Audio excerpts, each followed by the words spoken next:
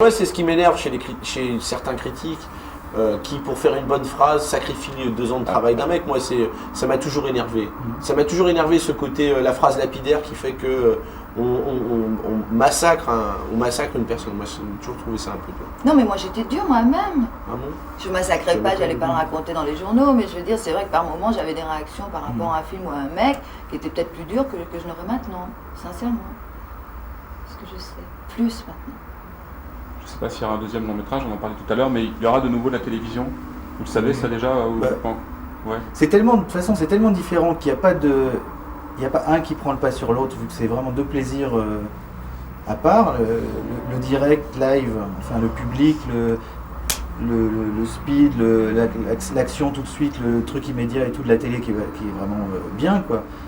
Et puis bon, voilà, au cinéma, c'est vraiment, on fabrique un prototype pendant 1 an, on a une seule chance et pas 2, ça se joue sur un mercredi et au revoir.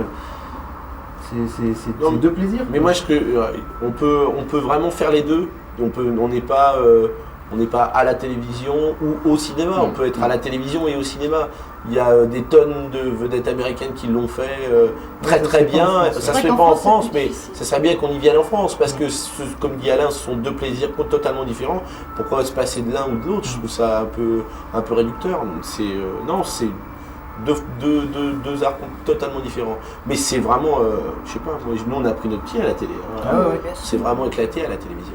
Demain, on fait ça avec plaisir. On n'est pas parti en disant ouf, fini la télévision. Hein. C'est juste une étape dans notre vie, mais c'était passionnant faire ça en direct tous les samedis soirs. Moi, j'ai connu rien de plus excitant, quoi. Vous parliez d'étiquette à l'instant, c'est le plus gros reproche qu'on peut faire justement, entre guillemets, à la France, c'est qu'on a une étiquette dans le dos, c'est la galère de se balader avec pendant des années. On vous le reproche ou Non, mais bizarrement, c'est vrai que ce truc-là qui est assez naturel, qui a été fait enfin, en l'occurrence aux États-Unis ou en Angleterre ou sûrement dans d'autres pays, ça se passe pas, se passe pas en France. C'est vrai que quand tu fais de la télévision, que tu arrives au cinéma, t'es pas tellement pris au sérieux. On regarde, peut-être les mecs de la télé, il va falloir maintenant rentrer dans le grand monde du cinéma. C'est venez jouer dans la cour d'écran. Venez jouer dans la cour d'écran. C'est ce que vous avez ressenti, ouais. Totalement, au départ, oui. Mais même avec Alain, il a fallu qu'il fasse ses preuves parce qu'il arrivait, on nous a même dit, oh mais vous savez, nous on a un très bon réalisateur, un jeune garçon qui a fait un court-métrage. On lui dit, mais il en a fait 400 courts-métrages avec nous. Il avait fait je sais pas combien de fausses pubs avec nous. Mais non, mais tout d'un coup, non. La vidéo, c'est pas comme le cinéma. Il y a de la vidéo, on dirait que ça change la place de la caméra. Il y a de la vidéo, c'est pareil, il y aurait du film, la place de la caméra, elle serait la même. Elle est la même, la lumière est la même. Enfin, bien sûr.